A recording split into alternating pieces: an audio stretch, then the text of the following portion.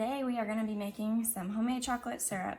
So both of my kids absolutely love a glass of chocolate milk before going to bed at night. I no longer buy the chocolate syrup from the grocery store just because of how many artificial ingredients are in it. For example, I was looking at the back of a Hershey's container and it had 11 ingredients. This recipe that I'm making only has 5 natural ingredients.